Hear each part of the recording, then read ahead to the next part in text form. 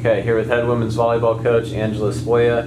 After a pretty successful weekend, you had Cal State LA on the home floor, a nationally ranked team, competed against them, and then you had Dominguez Hills. You swept them, first sweep on the home floor in Lumberjack Arena since 2016. So talk about what that means for you, what the team morale is right now heading into this week of competition.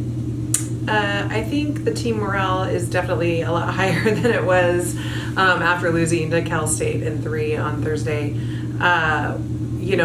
We've been working hard, and sometimes that doesn't show, right, or doesn't feel like it's paying off unless you get the W.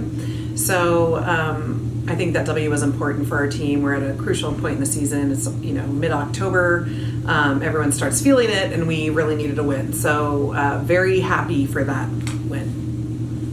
What do you think went into that? I mean, compared to playing LA, who is, they're a high competition team, and after that loss, kind of what mentality were you trying to kind of bring up in your team so that they could really lock in for this Dominguez Hill game?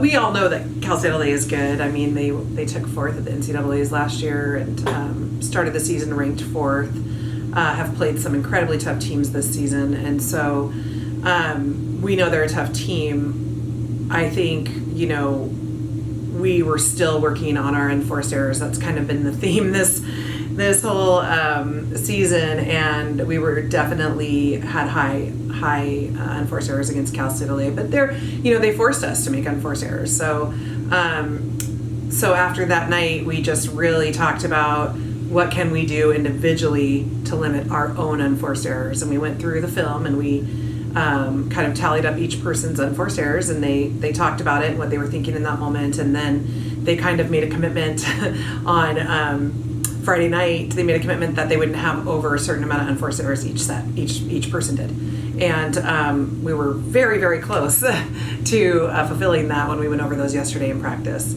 So I know we cleaned up our game a lot on Saturday, and it felt good, and I think we can kind of start rolling a little bit more without making the errors we were making before. Awesome. And then you have a kind of a weird week right now where it's the halfway point of conference, it seems like, where you play your travel partner. You're playing Sonoma this week, so you play them Wednesday and Saturday.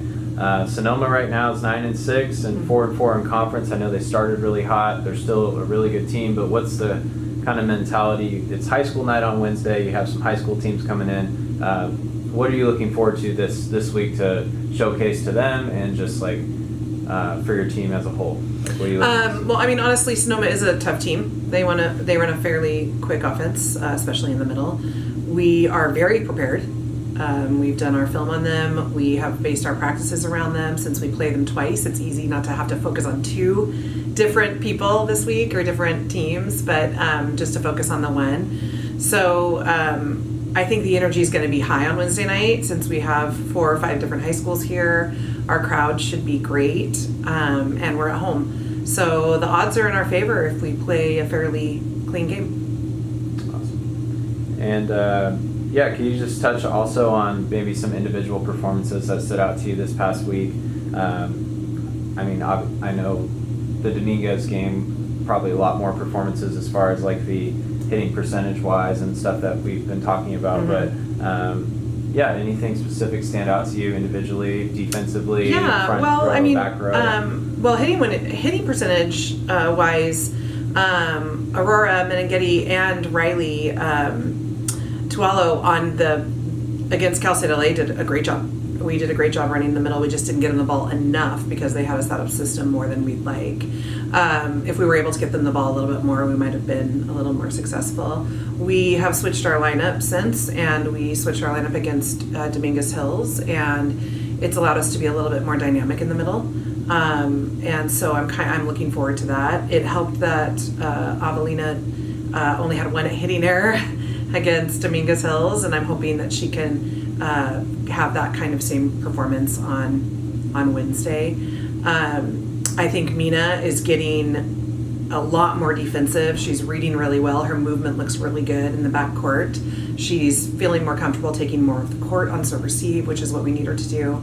So right at the middle of the season, pretty much where we should be. It's just going to be a fight now, right? Yeah.